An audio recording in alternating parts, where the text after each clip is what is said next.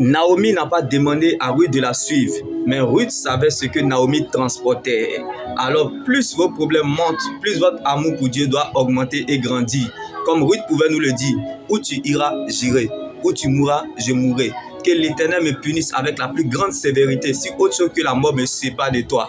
Ton Dieu sera mon Dieu. Parce que se détacher de cette branche, c'est comme si c'est se déconnecter de sa source. Jésus est la vie dans vos années. Comme Ruth, païenne qu'elle était, veuve moabite maudite, n'était pas citée parmi les grands. Mais elle s'est retrouvée parmi les grands à la table des rois. Elle ne sait comment, à cause de l'atmosphère de l'alliance. Ruth est rentrée dans la félicité de Dieu. Non pas parce qu'elle avait raison, mais parce qu'elle était la raison de l'Éternel. Dieu n'arrangera pas, mais il s'arrangera à ton sujet. Comme Ruth n'a pas rencontré son mari, Boaz, un homme puissant, riche, fort et vaillant dans l'église, ni dans les rues, ni dans une boîte de nuit, ni dans un maquis, mais dans un champ. Et le chant dont je te parle est le chant de l'Éternel. La parole de Dieu finit toujours par remettre chacun dans le couloir de sa destinée. Même si les vents sont contre tes yeux et que tu ne vois aucun signe avantageux jusqu'à présent, sache que la pluie est tombée, les torrents sont venus et les vents ont soufflé contre cette maison que nous sommes, la construction de l'Éternel. Mais nous ne sommes pas tombés parce que nous sommes fondés sur le roc. Car l'Éternel a mis en toi une pierre qui fait obstacle et un rocher propre à faire trébucher. Donc les obstacles ne peuvent pas changer le résultat. Comme les feuilles d'un arbre peuvent changer, mais la racine demeure toujours Jésus-Christ. Il est un arbre de vie pour ceux qui s'attachent à lui. Et ceux qui la possèdent, sa parole, sont heureux. Heureux donc celui qui cherche la présence de Dieu malgré les difficultés comme Ruth.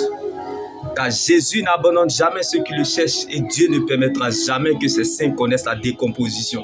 Car les solides fondations posées par Dieu subsistent et demeurent éternellement. Qui a donc reconnu le bras de l'Éternel?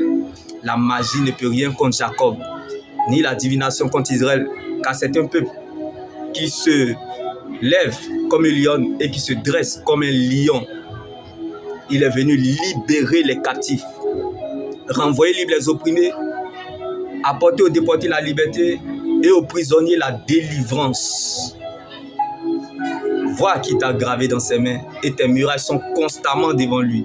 Le jour que l'on reconstruira tes murs, tes limites seront reculées comme ils les ont vaincus grâce au pouvoir du sang de l'agneau et à cause de la parole de les témoignages.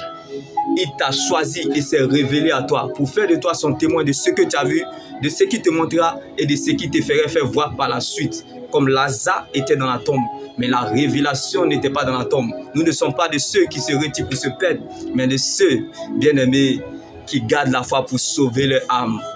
En se laissant influencer par Dieu, en marchant par révélation. Car nous ne marchons pas par la vue, mais nous marchons par la foi.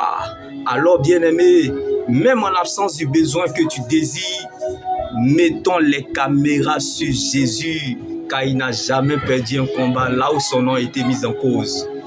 Tant que celui qui a fait le testament est vivant, ce n'est plus ton combat, car Christ a été ressuscité pour toi. Donc il y a encore de l'espoir. Tant que Jésus vit pour toi, la Pâque est notre victoire. La Pentecôte nous donne le repos. Donc la saison est favorable pour toi, car nous sommes dans le repos du Seigneur, comme Jésus dormait pendant la tempête. Que Dieu te donne son repos dans cette très longue attente. Là où l'on semble croire t'envoyer pour te nuire ou te mettre dans une très longue attente, Dieu transformera en Siloé. Là où la main des hommes s'arrête, c'est là où la main de Dieu est disponible pour toi. Tout ce que Dieu veut que tu quittes la dimension d'où les gens te portent des prédicateurs. Le niveau où ton cœur dépend des gens de témoins. La dimension où les gens décident sur toi d'envoyer. Que tu arrêtes d'être celui qui porte des messagers pour devenir celui qui porte le message. Le but de Dieu qu'un chrétien devienne disciple obéissant. Car tu es la réponse de Dieu à toute une vie. Ta vie est liée à plusieurs destinées. Donc, tant que tu n'as pas encore réalisé le plan de Dieu, tu ne peux pas quitter la scène. Car nul ne peut échapper au plan de Dieu. Tant que tu n'es pas encore arrivé à l'accomplissement de ce que Dieu a dit, tu peux te décourager, pleurer, même gémir. Si tu veux même appeler la mort va te dire pas toi. Parce que ta vie est liée à plusieurs destinées.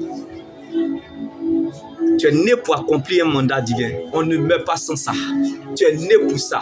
On peut te ralentir, t'affaiblir, mais la promesse de Dieu qui en toi se chargera de te réveiller. Champion, championne, si ton rêve ne fait pas peur, ou tes espoirs ne dérangent personne, au point de susciter des réunions secrètes à ton sujet, c'est que tu n'es pas né pour être assis sur des trônes. Alors ne pleure pas le jour que tu apprendras ces complots contre toi. C'est le signe que tu es le futur roi comme David ou le futur reine comme Esther. La fête changera des camps. Ce que Dieu commence dans l'humiliation, il achève toujours dans l'élévation. Ce que Dieu commence dans le brisement, il achève toujours dans la gloire. Alors accepte le brisement et laisse Dieu accomplir son œuvre dans ta vie. Car ta vie détermine quelque chose. Si vous n'êtes pas brisé sur la terre, c'est que le ciel n'a rien à vous offrir. Car il n'y a pas de gloire sans brisement. Selon les hommes, on se prépare pour obtenir un résultat. Mais selon Dieu, la préparation est le résultat. Car nous sommes le résultat de ce que nous pensons. Parce que les épreuves nous apprennent qui nous sommes. Donc on ne coupe pas pour ce qu'on est, on coupe pour ce qu'on n'est pas. On n'est pas béni parce qu'on a, on est béni parce qu'on est. Car l'éternité est ce que Dieu pense de nous. Donc Dieu nous fera toujours apprécier ce que nous sommes. Donc ce ne sont pas les circonstances qui déterminent ta fin, mais c'est ce que tu es, tu le deviendras. Tu es ce que tu deviendras et non ce que tu traverses. Ce ne sont pas les circonstances qui déterminent ce que tu deviens, mais ton attitude. C'est ton attitude en face de la situation qui déterminera la qualité de ta vie. Car ce n'est pas la condition de vie qui détermine qui tu es, mais la parole. C'est la parole de Dieu qui conditionne notre vie. Donc ta vie détermine quelque chose.